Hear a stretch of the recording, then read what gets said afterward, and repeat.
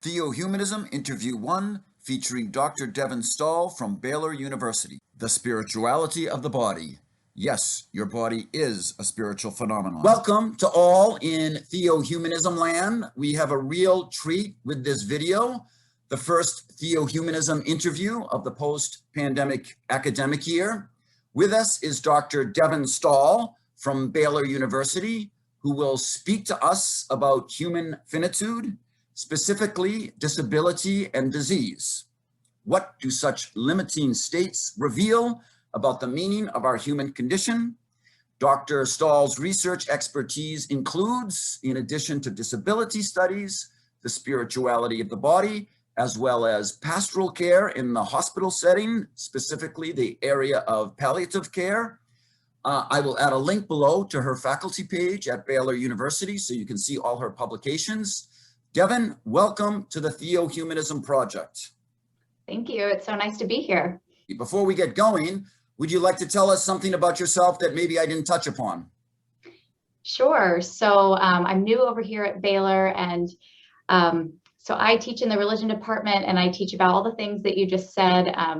Disability and chronic illness are some of my research specialties, but I also work as a clinical ethicist. So I work with our local hospitals, taking consults from physicians and nurses and anyone who has a kind of ethical question that comes up while working in the hospital, while working with patients. I'm one of the people that they call, so I come in and work through the kind of ethical dilemmas that they're facing. And usually that's talking with physicians and talking with families and coming to some sort of mutual understanding on how it is that we should proceed, which is a really fun and kind of unusual part of the role of a religion faculty member. Great. Yeah, I'm really glad you said that. That goes under the rubric of bioethics, I guess, and that's really your thing. And that's a big word for a lot of people, even though it's not long. And so I'm glad you kind of spelled it out. Great, wonderful. Yes, bioethics, disability studies, spirituality of the body, Christian theology in a way too, I guess. That's right. Yeah, and I'm thinking about all those things at once. So I think of myself as a Christian ethicist who specializes in bioethics. And it is a big word, and lots of people will define that differently. For me, it's a lot of that is medical ethics. So the kinds of ethical dilemmas that come up in patient care. It can also mean things like animal ethics and sort of more broadly, what is the meaning of health? And that comes up for me too when I think about disability, which I would also put under that big rubric of what bioethics is, because it's really thinking about the bios. What does it mean to be a human life? And so that a disability comes in really strongly for me in that area too. Great, excellent. So I think that's a nice segue into our conversation. The first question is kind of building on that idea of persons with a disability, or I guess a genetic disease.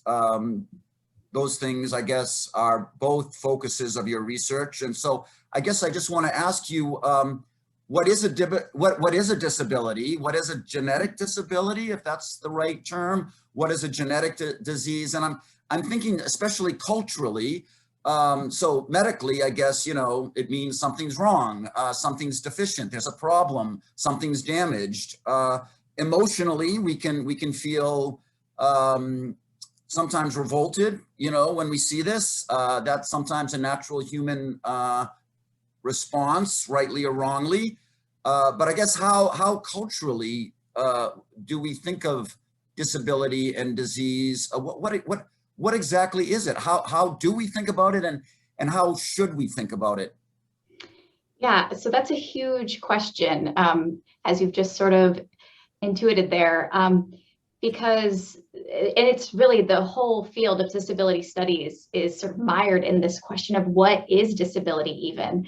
And lots of scholarship then gets built around this, because there's this assumption that what most people think of when they think of disability is this sort of medical model, is what we call it. And that's medicine sort of defines disability as a problem that exists in an individual that needs to be sort of corrected using medical techniques. So there is some sort of inherent limitation.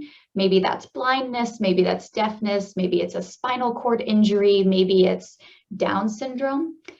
So that's sort of, you can locate the problem and then you locate it in the individual, and then you come up with medical solutions to that problem. And a lot of disability scholarship wants to push back on that and say, gosh, disability is just so much more complicated than that, historically and culturally. And it's not everyone with a disability sees a disability as a problem. So first of all, that kind of framing of disability as in and of itself problematic or bad, that's sort of a value-laden kind of interpretation of what disability is. So off the bat, you're like interpreting a bunch of values right onto disability. It also totally ignores the sort of cultural response to disability. So whatever it is that we're calling a disability typically has a sort of a whole history that says that this kind of abnormality or this sort of thing is somehow bad or disabling. And who gets to decide what falls into that category? It changes so much over time. So we think of disability as this sort of static diagnosis, but lots of things have been considered disabilities or not over the course of history. That's always changing based on attitudes of people, the ways in which culture places expectations on bodies. So if you live in a culture that demands productivity at a certain kind of level, then all sorts of people are going to become disabled because they can't measure up to the kinds of productivity that our culture demands.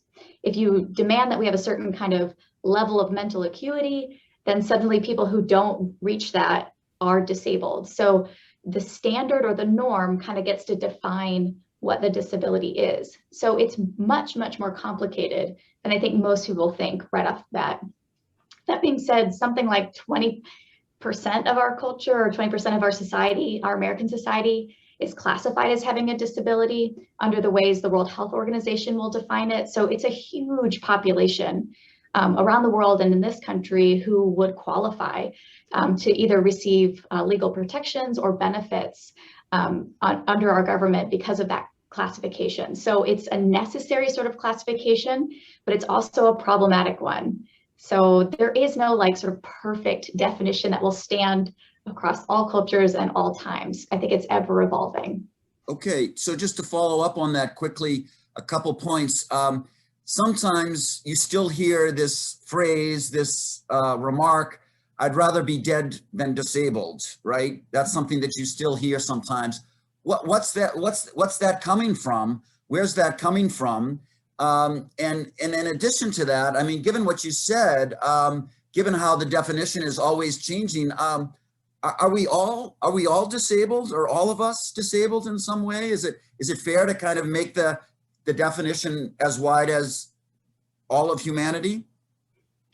Yeah, I mean, that's also a debate happening within a lot of disability circles, right? In some ways, there was a phrase that was very common in the early disability rights movement where we said everyone was temporarily able-bodied.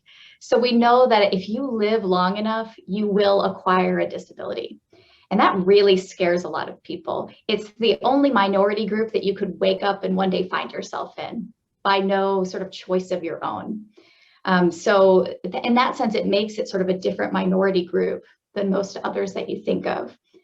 And I think, so my assumption is that people have that fear, both because our society treats people with disabilities pretty badly, right? There's a whole lot of stigma, a whole lot of bad attitudes, a whole lot of obstacles, sort of physical obstacles, all sorts of things that we don't do to enable people with disabilities to fully integrate into our communities.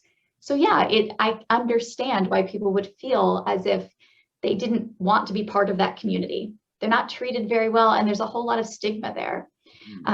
So the ways in which we don't accommodate people certainly makes it a fearful group to belong to. I think it's also sort of deeply held American values. We love the idea of independence, right? You go to college, you get away from your parents. These are great things. We do want to be independent sort of people. We don't want to have somebody else telling us what to do. We don't want to have somebody going with us everywhere we go. We like independence. We like our autonomy. We like our self-determination. We like to think that if we just work hard enough and try hard enough, we can accomplish just about anything. These are deeply held values that we have. And so the idea that you might be physically or emotionally dependent on somebody else because of a disability really undermines this sort of achievement that we've told everybody that they want. And so that also makes you fearful. So I think all those things about disability, rightly or wrongly, make us fearful of becoming disabled. I hear this a lot of time in the hospital too, with patients who are writing advance directives or thinking about what they would want in the future. They don't want to burden other people with their care. I totally understand that too, right? Older folks don't want their kids to have to take care of them because they want their kids to thrive and do well and not be burdened by them. That's another cultural value we have of, we don't want to saddle anyone else with our care, as if caretaking were some horrible burden that we wouldn't want to place on other people. The irony of that, of course, is that our parents took care of us when we were little.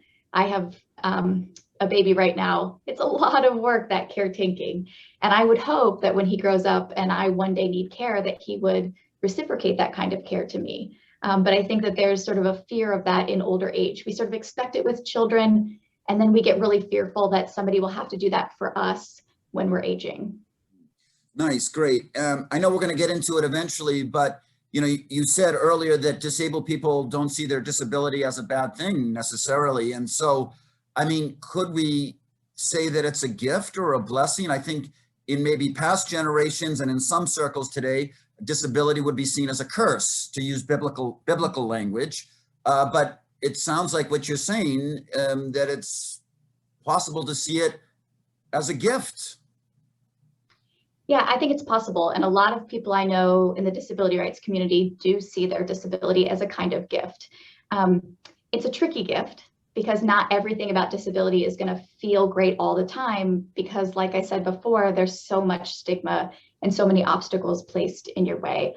And there's lots of people with disabilities who do think of it maybe as a curse, although I don't think that's the most popular way, but just as a burden or something that causes them to suffer. I get that. I think that there's no sort of wrong way to respond to your own disability. So I want to be really careful not to be prescriptive and tell people disability is a blessing. If somebody's in pain or hurting, if they have a newly acquired disability, that is a rough transition period. So I would never tell somebody, oh, your disability is a blessing, you should see it that way. That would be really sort of wrong to foist that on somebody. At the same time, to tell somebody who's saying, I see my disability as a gift, but they're just wrong, that this is a curse and it's something bad about you or it's something evil in the world, that also seems just really judgmental and wrong just to put that on somebody. I think disability is this kind of, when you acquire disability, so I acquired my disability in my early 20s, and it was a pretty long process of coming to terms with what that meant for me and relearning my body and relearning sort of who I was in light of that. And if you had told me right at the beginning, this is going to be a gift, I would have been like, I don't know about that, get out of here. So I'm not sure I would have listened, but that's totally how I see it now. It's drawn me into these other kinds of relationships. I'm part of this sort of civil rights movement I didn't know much about.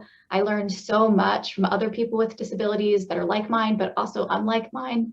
So it really sort of opened up my mind and opened up my field of vision to see all these kinds of people, to sort of see a different set of values, to see a movement that I just hadn't realized even existed before. So on the whole, I do think of it as a gift. It's a gift that sometimes comes with some really unpleasant symptoms and other things in my life that I wish didn't always happen. But when I think about what I want to get rid of that disability, I don't think so. I think it's brought so much into my life, positive, that for me it is a gift. And I hope that everyone can kind of get to that place when they acquire a disability.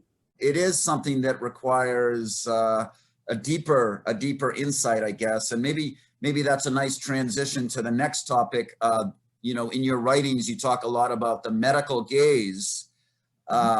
And so maybe we can talk now about how medicine, specialists in medicine, physicians, look at the disabled body or the diseased body, genetic disease. You have a certain critique of it, and I guess I'd like to hear that. And I know many people would like to hear that. We usually think about medicine as the goal is healing, and that's a good thing, right? You know, or is there something missing in medicine, in the medical gaze? We really kind of put our trust in medicine to heal us, but you know, I think your work shows that maybe there's something missing there. Mm-hmm. Yeah, and I'll start off by saying I've been really appreciative of medicine. For me, it's important that I take my medicine. It's important that I see my physicians, that they sort of work with me, so to keep my body as high functioning as it can. So I in no way want to say like there's something wrong inherently with using medicine or seeing medicine as a healing art. I think that medicine is really important that way. But so when we talk about the medical gaze, this is a phrase that was coined by the philosopher Michel Foucault. And Foucault was thinking about when medicine became professionalized, as it became less of a, kind of a guild where people were sometimes selling snake oil and sometimes were being professionally trained. As it's becoming this profession, we're training physicians to look at the body in a whole new way. So we're training our doctors to see, literally see differently. So, and I've taught medical students, what they learn is to see the body as kind of a set of organs. So they usually get taught by organ systems, and they look for kind of particular failings. So they just learn to just kind of like look at the body a different way. And it's funny, if you talk to a first-year medical student, they'll, go home after their first break, maybe fall break, and they'll say, I cannot believe, I just look at all my friends and family now in this totally different way. I'm always thinking, gosh, is that mole cancer? Their face is kind of asymmetrical. I wonder what that means. And so they're learning to see bodies differently, and they're learning to look for particular things that are signs and symptoms of a disease or something sort of failing with the body. And it's not wrong that they're taught to see that way necessarily, right? They are on the hunt for disease and deformity and disability because they want to sort of help those things. But the problem is that sort of impulse can just sort of dominate how they see a person. Suddenly the person, and I use that phrase or that word really deliberately, is just a system of organs, is just the disease process playing out. And when you reduce the person to just that singular gaze, I think you miss who they are as a person. You can miss kind of their story and the other ways in which they might need healing. Not all of our healing comes just from medicine. I need all sorts of healers in my life. I need a community, I need friends and family, I need a pastor, I need all sorts of other people that can attend to those other parts of my life, those other parts of what makes me a whole person that are not just my physical body. So I think that sometimes medicine or medical professionals can lose sight of the other ways in which the person is constituted when they look at them in this kind of singular way. Great, yeah, and we'll look at other ways of looking at the body that come out of your research and your writings. But what I'm hearing you say is that the medical gaze or medicine, it's not wrong, it's not a mistaken gaze, but it kind of just yields a partial understanding of our humanity, I guess is what you're saying.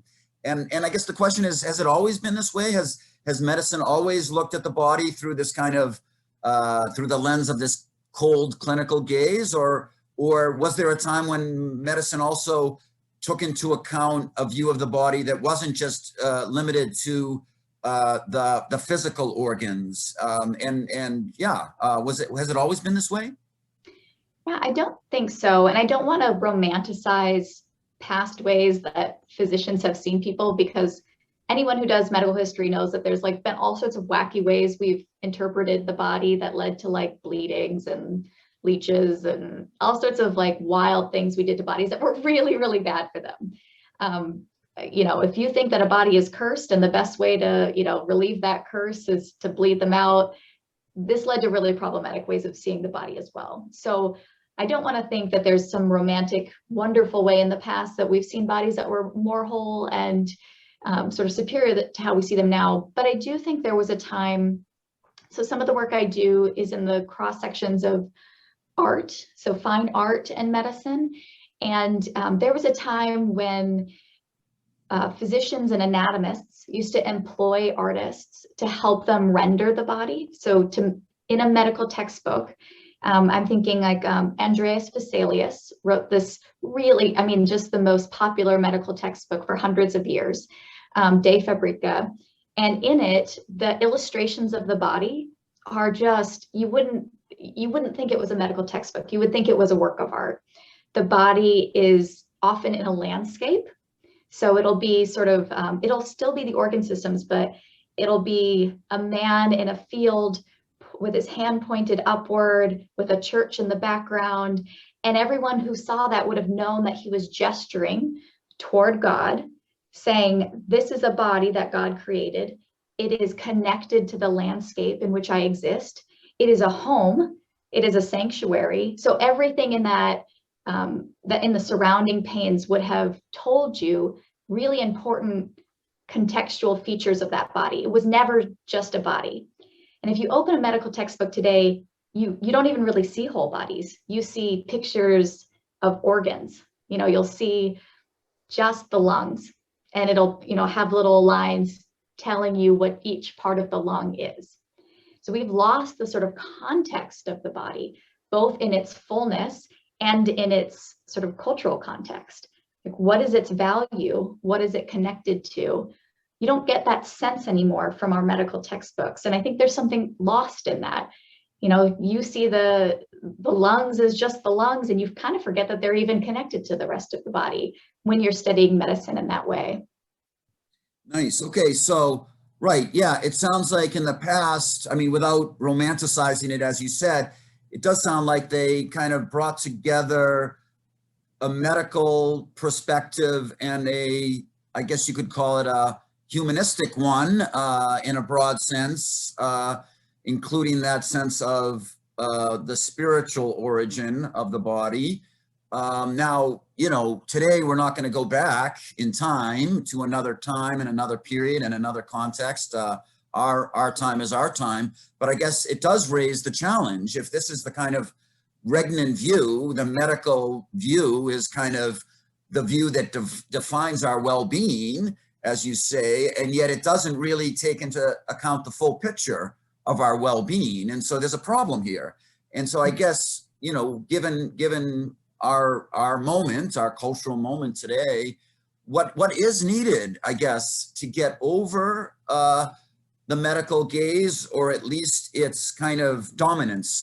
Maybe to just back up for a second, is that the medical gaze can lend itself to us seeing the body, the disabled body, the diseased body, as abnormal. If the medical gaze is just focusing on the physicality of the body, the medical gaze isn't wrong, but it can lead us to look at the disabled, diseased body as abnormal. And if that is the case, then what do we need to do to get over that? Yeah, I mean, I think that there's a pushback from a lot of specialists and a lot of sort of medical training to say, you know, how do we get back to that full person? And I think you mentioned at the top that I do some work with palliative care. I think this is one of those rising specialties that really is trying to recapture the sort of more fulsomeness of the patient and their whole humanity. So palliative care just sort of, you know, in general deals with pain, but what often they end up dealing with is what we call like goals of care. So I was actually just rounding at the hospital yesterday, and the palliative care attending was with his residents, and he said, now don't forget, we treat patients, not diseases. And that's so, I think, countercultural to a lot of medicine. Medicine wants to treat, you know, a lot of medical professionals are taught to treat the disease. And it just so happens that that disease is located in a person. And so I don't need to get to know the person. And if you round in the hospital, you'll often hear, you know, oh, that's the diabetic in bed 4. That's, you know, the heart failure in bed 5. But patients don't even get names. They get sort of pathologies. They get disease types. And then that's how the physicians best know them. They often don't even really bother to learn their patients' names because they're taught, a lot of our physicians are taught to be really cold and objective. There's a predominant view that if you get to know your patient, it's going to be really hard if something goes bad, if they die, if you make a mistake. that you're going to be too emotionally invested in them, and that's just going to lead to burnout. And I think that there is some pushback about that now, especially with palliative care folks and hospice providers who deal a lot with death. What you're hearing more and more from them is, if it doesn't hurt a little bit, then there's something wrong, actually. You should feel it. Every person should make an impact. And when we get to know people, it makes more of an impact. If I get to know that they have a family, and I get to know, how they met their spouse and the names of their children and what brings them the most joy, you wouldn't think that that necessarily leads to better medicine, but in fact, I think it does. So when you know those sorts of things, you can build a medical treatment plan that honors what the person most wants. So physicians come to a patient knowing all the sort of medicine, and most of us, non-physicians, we just don't know all that much about medicine. You really have to go to a lot of school to know so much about medicine. So they have all that knowledge, but the patients come with knowledge of themselves and what they want and desire. And unless you ask them that, how could you ever match the medical treatment plan to what they want? We don't want to give people medicine they don't want, especially near the end of life. It just ends up sort of being too much and burdensome on them. So to match a treatment plan with what the patient actually wants and what their goals are, if my goal is to spend my final days at home with my family, then maybe there's certain treatments I don't want because they'll ensure that I can never leave the hospital, right? If what I want to do is, live pain-free as long as possible, then some things I shouldn't get because they won't help me achieve that goal. So unless you know something about your patient and what they want and what their goals are, you don't give them good medicine. You just give them aggressive medicine, and that's not what everybody wants or needs. So by sort of getting to know people, their histories and their family and their context and how they understand their own disease, right? You want them to narrate that for you. Without that kind of extra information, you might be doing something that physiologically improves a certain function of an organ, but it doesn't actually improve that person's life. And that's what medicine should be doing. It should be improving our lives and well-being, not necessarily fixing an organ system. Yeah, and so if I've heard you, what you're saying is that it's important for the quote unquote patients to be invested in the healing process. And if he or she doesn't see himself or herself in the healing process, how are they going to really be invested in it? Is that kind of a fair statement? Yeah, if they're not on board with what your goals are for them, then you're not sort of aligning with them at all. The goal is always to match what they want with what you can provide. So both because they're more likely to adhere to your treatment plan if they're invested in the same outcomes you are, and because we don't want to overtreat people or undertreat people. So we really need to know kind of what they want and who they are in order to sort of give them the medicine that's most appropriate to them. Okay, great. So yeah, maybe we can now move a little bit towards other ways of viewing the body, and particularly the disabled and the diseased body. And maybe it's the diseased and disabled body that forces us or invites us to understand the body in a richer way than just a set of organs. And so, you talk about the enchanted body, and maybe you could unpack that for us. That's not the way modern medicine looks at the body. So what does it mean to speak of the body as enchanted? Mm-hmm. Yeah, so we think of the body. So I'll first say that enchantment is a funny word. So I do think that a lot of us we hear enchantment and we think of like fairy tales or we think of magic. But the idea of enchantment, at least, or the idea of disenchantment rather, comes from this philosopher Max Weber, who said that medicine really disenchanted the world.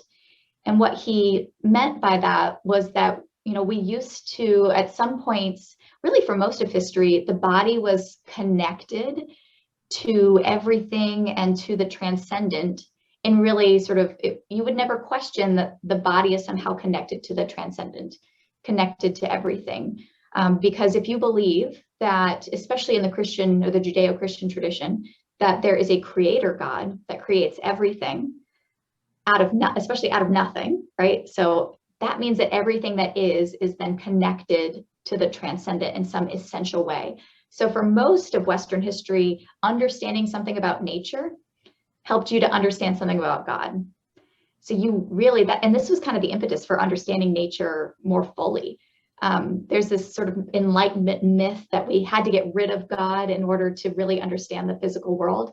And that's just not, historians have proved that that's not true. It was really kind of the Christian emphasis on nature's connectedness to God that helped motivate some of the sort of breakthroughs in science during the sort of rise of the scientific method. So, but what happened out of that was eventually theology kind of got pushed to the side because you didn't need it as an explainer anymore. And we got really hyper-focused on the mechanisms of everything. So, what the body can do and how it functions. And we forgot to connect it to that transcendent element. And a lot of, there's still a lot of religious physicians. I don't want to say that, but in the doing of medicine, in the doing of science, you often don't make those kinds of connections anymore. You think of everything as sort of isolated to that particular, pathophysiology or the mechanisms of nature in this particular way. And when we got rid of its connection to the transcendent, everything just became what it was. And there was no sort of inherent meaningfulness to the body anymore. So a body that for a very long time, I'm writing this book on monstrous births, and which is we don't like to use that term monster anymore, but a lot of children who are born obviously physically disabled were called monsters. That sounds really derogatory now, but the word just comes from monstrum, which means portent, meaning children with anomalous bodies or signs from God. So they meant something. So they had this kind of inherent meaningfulness to them. So God is trying to tell us something through the birth of this unusual looking child.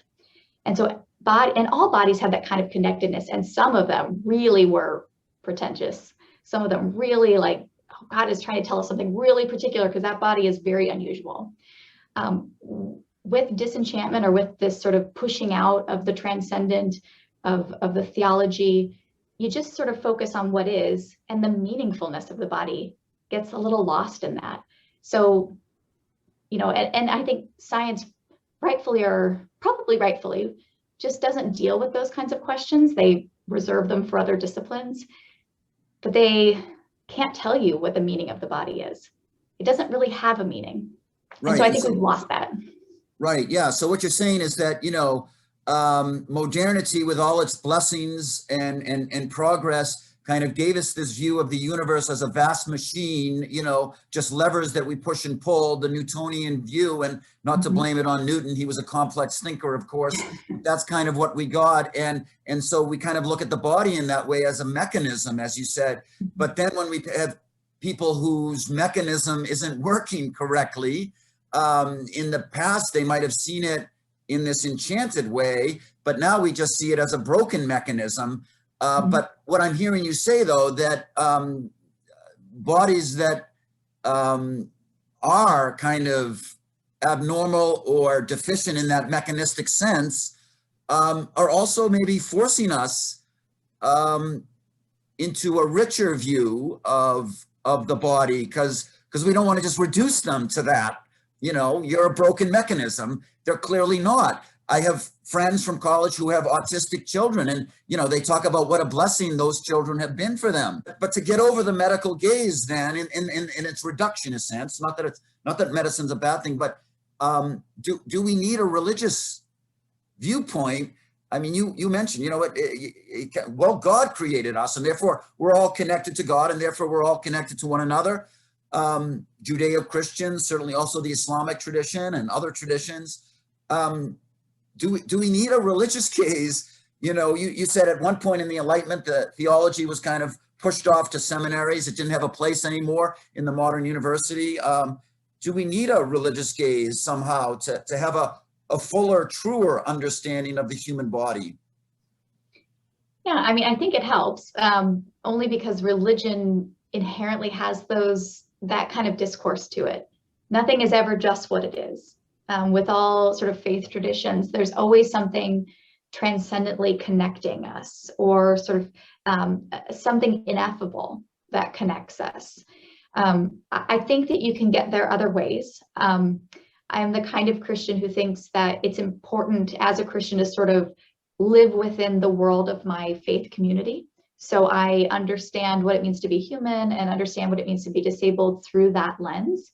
But I certainly wouldn't be arrogant enough to think that that's the only way to view it, or even the best way to view humanity and meaningfulness. There's certainly lots of people who don't consider themselves religious that have found kind of inherent meaningfulness in living and human bodies and disabilities. So I don't want to foreclose that, but I do think that religion gives us the language, gives us some depth to think about that with, these traditions that are so old and have thought about these same questions for a very long time. There's a richness to those traditions that can help rethink some of the ways that we currently think about, mechanism and the objectiveness of the body and the ways it can be re-enchanted. I think religion gives us easy access to that kind of discourse. So let's keep pushing here, but maybe now put the emphasis on your discussions and some of your writings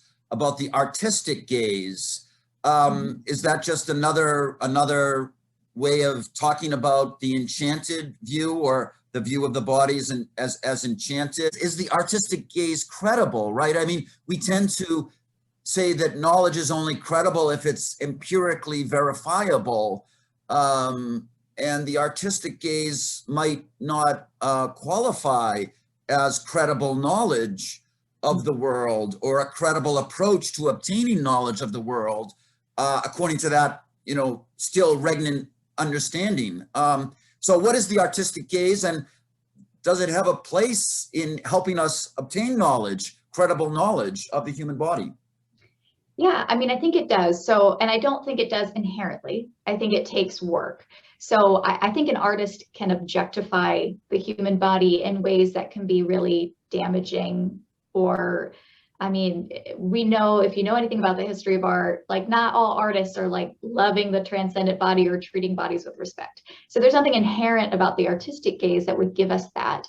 But I do think that the ways in which artists are trained to see bodies and sort of interpret bodies is so significantly different than the ways most of us sort of normal non-artist folk think and render bodies, is helpful to sort of filling that out. So I think in the same ways that physicians are taught to see bodies in certain ways, artists are also taught, right? Like, there's classic, you have the nude figure in the middle of the room and we're all organized around that person and sketching them. So there's ways in which you have to look at the body in certain ways in order to render it. And in fact, it's not so different. So we think of now like the ways that an artist will depict a body and the ways, a medical textbook would, as being so different. It used to be that you would always employ an artist to render the body, because you needed them to do it really well, because not all anatomists or physicians are really good, at drawing. So you needed the artist to help you, and the artist needed the physicians to be able to have access to dissection. So how could you possibly understand the human form unless you could see inside the body? So the artist would attend the dissection and then render the body for the medical textbook and then for art. So art for art's sake and not necessarily for the purposes of medicine. But that was a really collaborative relationship for a long time.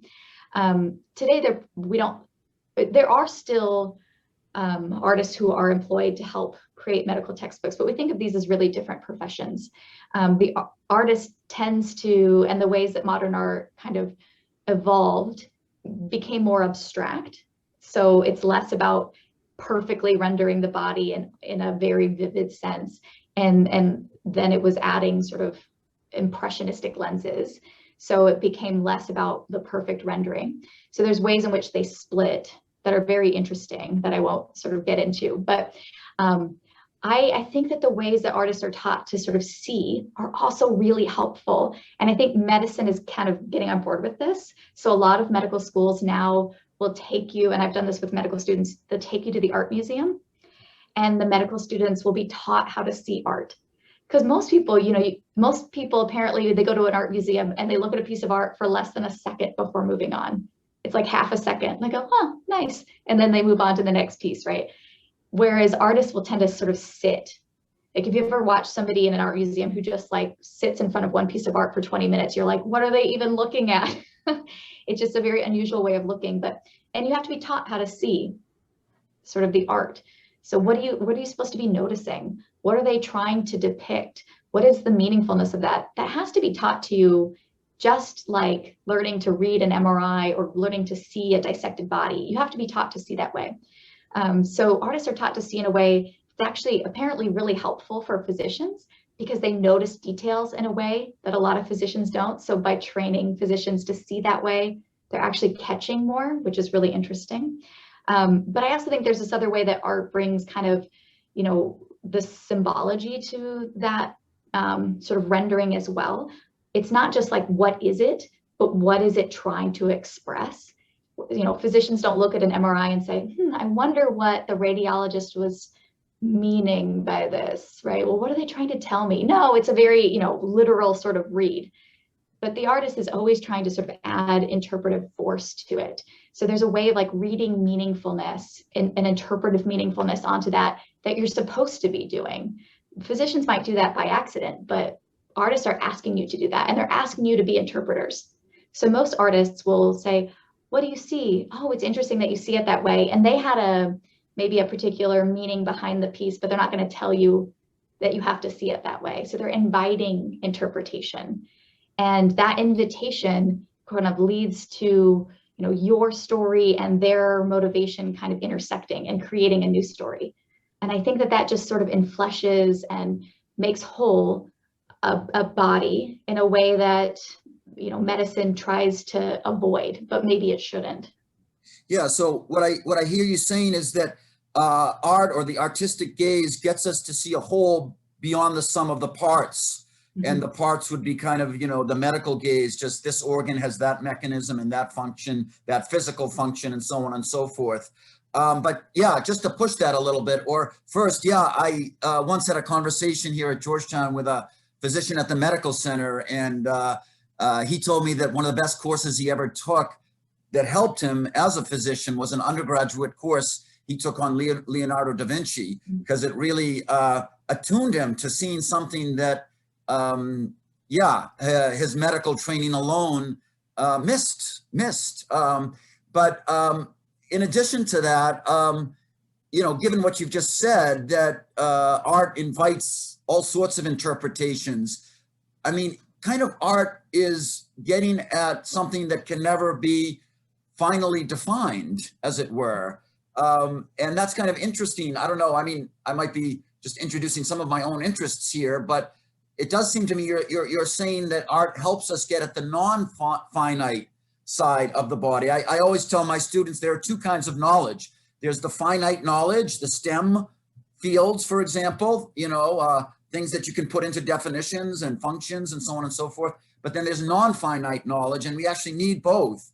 And so when you're talking about the artistic gaze, it just reminds me of that there's something, there's a kind of knowledge, and art is one of them, the humanities generally, which isn't about final definitions, but is valuable in helping us see the truth of the body. Mm-hmm. Yeah, and that way art's a lot like theology. I mean, there's an ineffable, expansiveness to God. There's no definition that I could give. And it's funny because I do theology and I write words about God, but in some ways art gets a lot closer to that because it can't be grasped. It can't be empirically investigated in the same kinds of ways. It can't be, reduced to its parts. So the sum always exceeds its parts. And that's true of people and it's true of art. So art kind of invites that feeling that you can never master it, right? You can never say, I get it, and I can move on. There's always more to be learned. There's always more to be learned about a person, and there's always more to be learned about a piece of art because it kind of grows with you and changes as you change. So it gets at something kind of ineffable, something transcendent, I think, in a way that a lot of other disciplines or mediums just struggle a little bit more with. Okay, so just to push this a little bit, if you don't mind, because we're really talking about the beauty of the body, whether disabled, diseased, or so-called healthy, physically whole. So, I mean, the artistic gaze, is it describing a pre-existing reality? There's always this, as it were, metaphysical reality to the body that can't be reduced just to mechanistic organ functions. So is art describing a pre-existing metaphysical reality? Or is is art a cognitive process, artistically animated, that of a cognitive process of recreating the body? You know, you in a couple of your articles, you talk about a divine poesis, a making of the body, a kind of a remaking of the body, mediated by the human artist. So, I mean, I don't know if that's, you know, a question that can be answered, whether it's a pre-existing reality that the artist sees, or whether it's an artistic remaking of the body, bringing out its beauty that might not be immediately obvious to the medical gaze. And if it is a poesis, I mean, if it's a beauty making, I mean, who's the maker? Mm-hmm. Yeah, I mean, I don't know that I could answer that. Right. Yeah, I mean, in some ways it might depend on the artist and what they're trying to do. Yeah, it's a great question. I mean, I do tend to think of, when I think of like divine poesis, I think of God creating from nothing and calling forth just something brand new. And in some ways, humans can't do that because we're always more like refashioning from what we know. You know, we can't sort of come up with, in some ways, and that's actually a relief to me. We're not trying to come up with something brand new every time. Instead, we're trying to refashion things as we see them and make them into something unique. And I think of art as more trying to do that, to seeing the world and then having sort of an interpretation of it and trying to depict that in a way that's not obvious. That's sort of getting at something, that there is something behind it that might be, you can't grasp necessarily. So I think that art kind of gets at that sense of, we're refashioning bodies, we're making them, and, you know, and I would say beautiful, although I think, you know, of course, beauty is in the eye of the beholder. And in some ways, the most beautiful art I see is in some ways grotesque and is depicting bodies in ways that sort of challenge me not to see them as idealistic and beautiful in the ways that we commonly think of, right? Artists aren't trying to recreate fashion magazines and idealize beauty in that way, but they are creating something beautiful out of things that are, and then adding kind of their own interpretive lens to that as well. So a lot of these disability artists, which I think you're hinting at, Reva Leher and Catherine Sherwood and others, are painting people, sometimes using other mediums, with disabilities, and sort of showing them in a new light.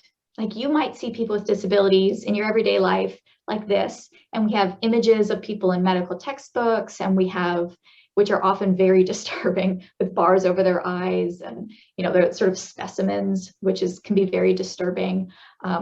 Or the ways in which popular media will depict people with disabilities that can either be, you know, sort of freakish or pitiable. You know, we have these telethons that are actually, for a while, we're kind of like passe, and now I think are resurging, where you trot somebody with a disability on a stage and everybody pledges money because they're so sad and pitiful.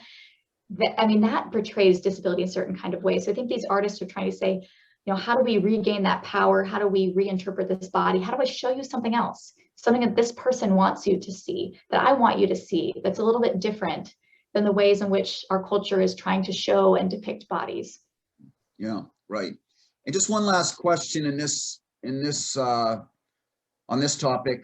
I mean, the artistic gaze, I mean, and its relation again to the religious gaze or the Christian gaze. I mean, you know, as you said, like, not all art is about the transcendent, of course, or the enchanted, but in the way we've been talking about the artistic gaze, that it draws something forth, something bigger, larger, greater about the human person, the human body. So, you know, I mean, the Christian view would see the person redeemed not by medicine, but by communion with God. And so, you know, the artistic gaze is kind of indicating that the body's part of of a greater communion. I see a lot of, not a lot of artists will sort of talk about this explicitly, and I don't want to foist things on them they wouldn't say, but yeah, I mean, in some ways, all art has this kind of transcendent quality to it. It is inviting a kind of communion. It's inviting you to sort of see yourself in that work. It's inviting you to see it connected to a wider whole, whether that's sort of horizontally, how is this connected to the rest of our culture, or if it's vertically, like, how do I see something transcendent in this? It's always beyond our grasp. So in some ways, it's always tapping at that or hinting at that transcendence. And I think for me, that recalls a kind of spirituality that I already have. And I don't know that everybody would feel that way, but I do think that there is a kind of beckoning to something beyond, whether that's religious or not, something ineffable, something that can't be grasped, something transcendent that I think is part of sort of our human spirit, whatever tradition you belong to. Yeah, that's a great way to put it. I mean, artistic gaze isn't religious per se, but it can hint towards that. I mean, it would fit very well with, a Thomistic view that grace builds upon nature, and so if the artistic gaze is looking at nature, but, as Thomas says, the goodness of nature points towards the goodness of the graced state, as it were, but they're not the same. And so in a way, the artistic gaze is kind of like looking at nature in that sense and pointing potentially, but not necessarily, depending on the person and their community. So I like that way of thinking about it as hinting towards something. That's a nice way of putting it. So, I was just talking about this idea of art maybe helping us see the beauty, but also the goodness of the body. It's not just about a function that works or doesn't work, and if it doesn't work, then you can just throw it away because it's no good anymore. It's damaged goods, as it were. And so if the artistic gaze is helping us to see not only the beauty of the body, but all bodies, but the goodness, I guess now we can get into the gaze of the disabled and diseased person. I mean, how do they see their body? And the idea of goodness, of course, again, it can point to a religious perspective. God as the creator, and God created all things as good. And so all things by their nature are good, even, including all bodies and the disabled, diseased body. But I guess how does the disabled person, the diseased person, look at their body as good? And therefore, I mean, can one be grateful? Can you be grateful for my disabled body, my disability? Can you be content? I mean, I think it would be very natural. You've probably come across a lot of cases where people are angry at God. So I guess I want to get into the, in view of the enchanted gaze and the artistic gaze and all that we've talked about, what about, the person himself, herself, how they view their body as good, as a gift, perhaps, such that they're grateful and content with who they are.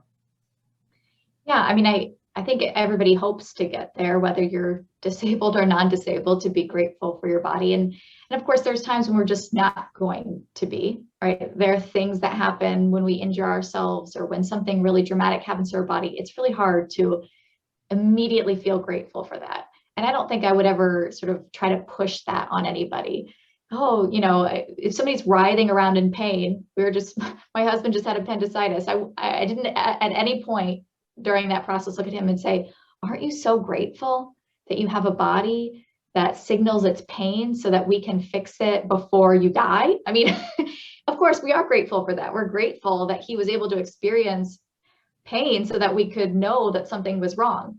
In retrospect, that's sort of like, of course, but in the moment, I'm not gonna, that's what a weird and horrible thing to say to him. That wouldn't be very comforting or pastoral of me. So I think allowing people to feel what they feel about their body is really important. But we hope that we get to a point where we are grateful for the bodies that we have. And it takes a lot of people a long time to get there, and not everybody will. I think, my body is good because it is. And it's the only body that I have, and I'm grateful for all the things it can do. And, and sometimes for all the things it can't do. But I never want to get to a point where like I somehow think that I'm something other than my body. That, I have this kind of floating consciousness that if I woke up tomorrow in a completely different body, that I would still be me and I would just figure out how to be in a new body. I don't think that's how we are. I think that we are intimately connected to our bodies, and our bodies do this wonderful, they make us who we are, and they're not just in service of us. So I think there is this temptation to think of your body as like infinitely upgradable. I can do whatever I want to my body because it's my body. And a lot of our culture sort of says that to us. There's nothing inherently sacred about our bodies. And so we get to do whatever we want to them. But I think most people, if you sort of stop and ask them about that, they think, well, that's not quite right. There is sort of an integrity to my body that I wouldn't want to mess with. And I am grateful for, even when it causes me pain, and even when it's limited, and even when I wish it did things that it doesn't quite do, I'm still grateful for it. And I think that just takes work and being with and appreciating. And I being disabled has helped me think about that a lot more. I don't think I used to think about my body at all. It just was. But when it gets disrupted, when you experience it differently, suddenly you have to reckon with that. So in my case, I think that, learning about my disability and having my body sort of be quote unquote dysfunctional really taught me to appreciate what my body can do and how it's so integral to who I am and my identity. Yeah. So what I hear you saying is that we shouldn't valorize the limitation per se, the pain, oh, what a blessing. But really, it's how we respond to it, I guess. That's where the discernment takes place. And that's where we valorize our sense of goodness is in our response to it. And so, do you come across cases where a disabled, genetically diseased person, you mentioned your own case, but where people are really grateful about their situation physically? Oh, yeah. I think this is not uncommon. And people just don't talk about it all that much. Or I should think that, even though 20% of our population is disabled, like most people don't have disabled friends that they talk to about their disabilities. So it kind of, you have to actually search out these narratives. And I think a lot of narratives about disability that you find are triumphalist. So you read about people who have overcome their disease or disability, or despite their disability, they're leading a really great life. That's sort of a common narrative too. What you get less of, and I think you're getting more of just recently, is I have this disease, I have this disability, I've had it a long time and I learned to live with it, and I'm grateful for it, and I'm grateful for my body, and I experience the world differently because of this body. And some of my experiences are utterly unique. And if you didn't have my disability, you wouldn't have the richness of experience that I have. And so, it's even really hard to describe that to you, but I am grateful for all these things that my body can do. So I think there's a temptation to think of disability as a limitation. So it's all about what the body can't do. But a lot of people with disabilities think of their disabilities as a gain. So we call it disability gain. So what can my body do that is actually an experience that's foreclosed to others? What does it feel like to be in a wheelchair and have the wind rush against your face as you're going downhill? That is a unique experience that a lot of people will never have. What is it like to navigate the world with blindness, to experience these senses in a way that's utterly unique from the way that sighted people experience the world? These are gains and not necessarily losses. So I think I talk to lots of people who feel that way, and in some ways it's hard for them to describe it because I can't experience it, but they do talk about it as a gain and not a loss. Yeah. Nice. And so in addition to that, a sense that the disabled person is experiencing things that abled bodies can't actually experience. But in addition to that, you also talk about vulnerability. And I wonder if that's something to dwell upon here. I mean, as I've witnessed disabled people, I've had some experiences, visiting large communities in the Middle East. My area of specialty is Islamic studies. And, I've noticed how much they tend to rely on their bodily relation to others, in ways that I and others wouldn't do. We wouldn't be touching one another as much. They seem to be much more wrapped up in that bodily affection. And it seems that it's kind of connected to that idea of vulnerability, that I'm entrusting my body to other people. I realize that I can't do it on my own. And so and so it just seems they're more in tuned to that idea of our bodies as deeply related to one another. So I like what you say about in tune, because I think all of us are interdependent creatures who depend on other people to survive and to be who we are. It's really obvious when we're babies because we're really helpless. And it's really obvious right at the end of life when we need people to take care of us. But really everywhere in between, we're relying on people, other people, to help make our world function, to provide us with the kinds of things we need to survive. We're not doing it by ourselves. It's just easy in our modern culture to pretend as if we're doing it all ourselves, but I don't think there's any part of my day where I didn't rely on millions of people to get me where I am, right? Like I didn't build my car. I didn't grow my own food. I rarely sort of did the material things I need to survive. I rely on other people for that. So it's easy to lose sight of that. But when you have a real physical dependency on somebody else, you just can't avoid the sort of intimacies it requires to, navigate your world. And so that it kind of can breed that kind of connectedness and make it really apparent. So I just think it's easy for a lot of us to ignore the ways that we're dependent on others. And for others, it's not so easy. And really, that's a gift to them and to those of us who get to witness that, because it's a reminder that we are utterly dependent creatures. And we just get to ignore that for a lot of our everyday lives. But it's not true.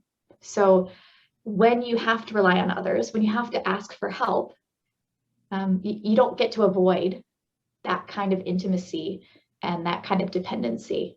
Right. Yeah. And in a way, that's really where our human dignity lies. I mean, when I would look at these people at this large community, for example, in Damascus, Syria, they were physically and mentally disabled, but their intimacy, as you put it, I mean, it was an extraordinary expression of human dignity, even more powerfully than I would say in, someone who's working around the clock and productive, and, not to downplay that at all, but I just felt that there was more like dignity witnessed in that intimacy that came out of that vulnerability and that obvious dependency that more so than I would see in that, independent warrior, taking care of everything and producing and so on and so forth. Something about the human dignity.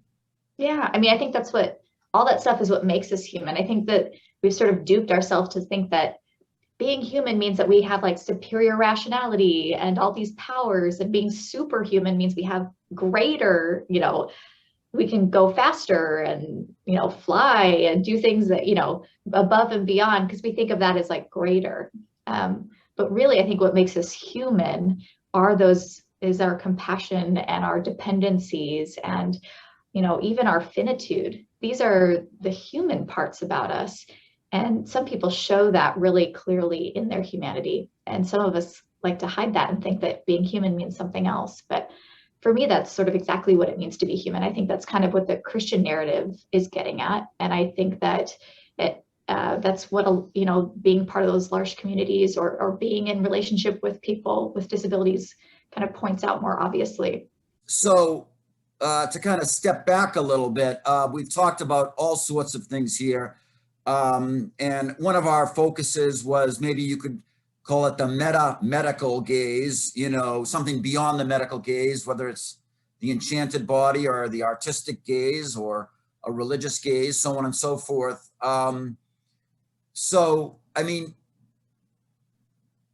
how does this contribute to the flourishing of society?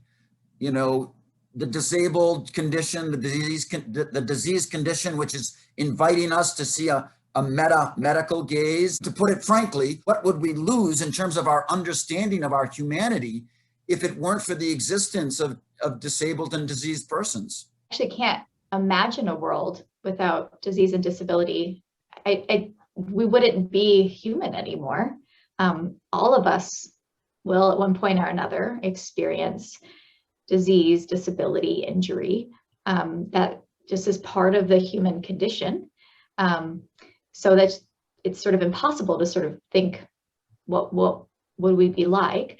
But I think in some other ways, you know, there is innovation that's driven by particular disabilities. A lot of the technology that we take for granted or really, you know, use every day, a lot of that's driven by people's particular disabilities and a need that they had. We call this in disability studies the curb cut effect. So curb cuts are this just sort of really obvious physical reminder.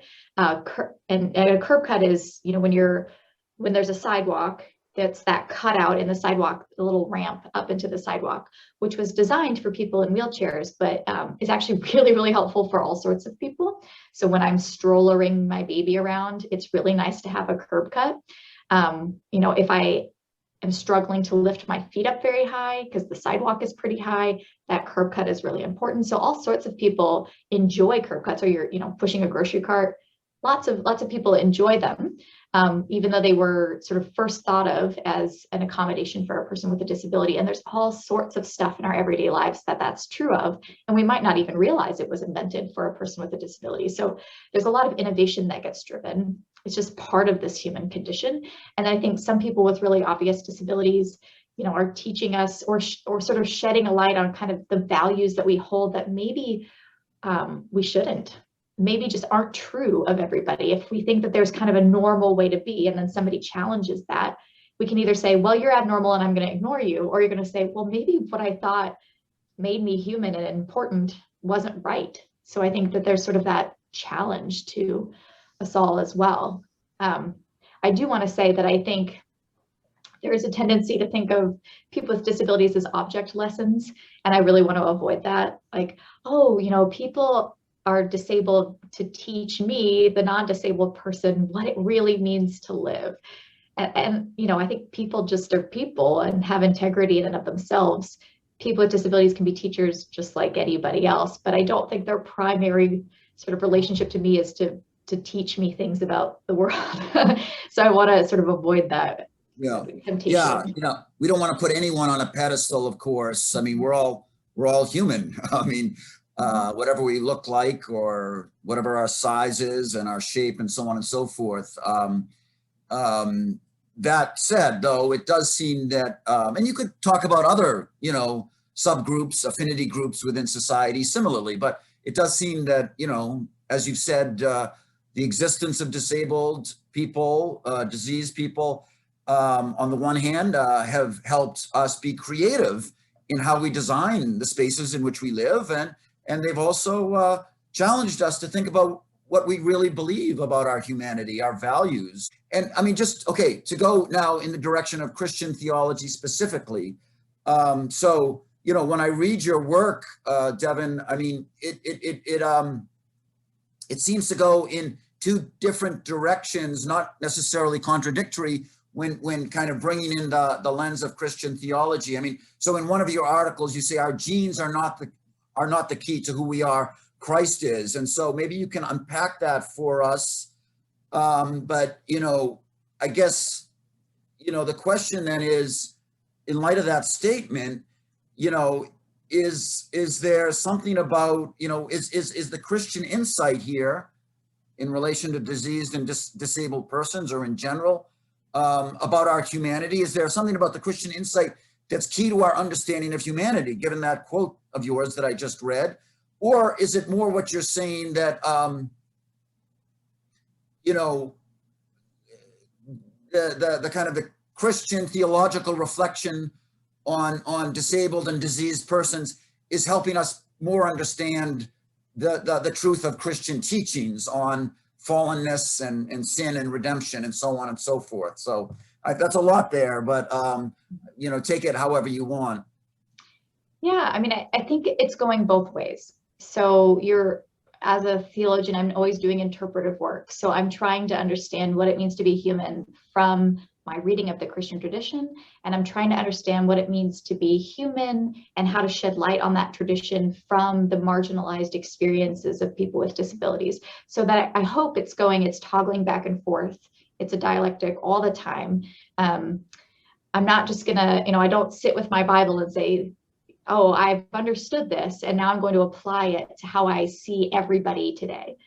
Nor do I say, okay, here's my experience, and I'm just going to read that back onto the Christian story. I mean, you try to avoid both of those things. You try to let experience inform the way that you read the tradition, and you let the tradition inform the way that you understand your experience.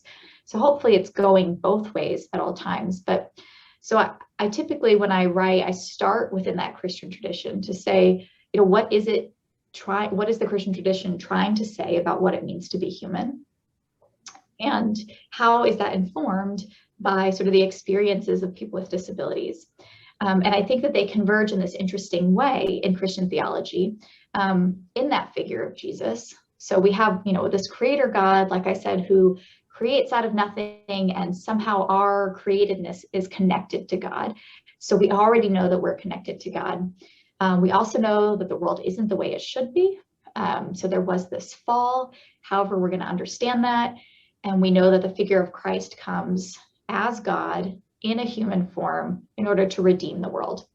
So then I look at this figure of Christ as, the pinnacle or the sort of example of what it means to be human, the sort of perfect human, perfect God, which is complicated in the Christian tradition, but somehow fully both of those things at the same time. Christ comes to show us what it means to be human. And so what does Christ do? Basically walks around loving people who are not appreciated and invited into the wider culture, relinquishes all power. But, this is the God of the universe, all power and love coming to us in the form of a vulnerable person who lives and dies. I mean, at not a very old age, is a finite creature. And then, very interestingly, at least for me in the Christian story, is that this God who becomes vulnerable and dies is resurrected to show us his wounds. And so the body of Christ after the resurrection is wounded. And this is what proves that he is who he says he is. He has the wounds of his crucifixion that the disciples need to see to know who he is. And to show a perfect wounded body, that kind of oxymoron is exactly what it means to be human. We're finite and we're vulnerable and we're wounded, but that doesn't mean that that's somehow antithetical to being perfect. So for me, at least, that sheds such interesting light. It sort of takes all the insights from disability that says, hey, this isn't necessarily a bad thing. We might be wounded in this particular way, but that can be a gift and that can be powerful. And then Christ is sort of showing us that in this story. And I think it took disability interpreters to notice that very particular thing about Christ's body, right? So that came from disability theologians saying, hey, it's not like nobody ever noticed that part of the Bible before, but they didn't necessarily interpret it that way. And so the experience of disability converging with the Christian story brings this new insight that I think is incredibly powerful and informative to how it is that Christians should understand what it means to be human. Nice, yeah. That the wounded body is also the glorified body, I guess, in Christian language, and as Christ's body, so our body. And, as you said, though, because, certainly Christian communities, as other communities, we have, a triumphalist edge sometimes. And we often think about perfection in very worldly categories, because certainly that narrative has been there the whole time. And yet it hasn't always kept people from a more, superstar athlete body view of Christ, and somehow it was disability interpreters of the Bible. I mean, that's such a beautiful insight. And I think so valuable for the rest of us. Well, Devan, thank you so much. And we're so looking forward to having you come to campus, be in our classes. We've got a few other events in the works related to bioethics and disability studies and medical humanities. So we're really looking forward to having you. Thank you so much. Yeah, thank you.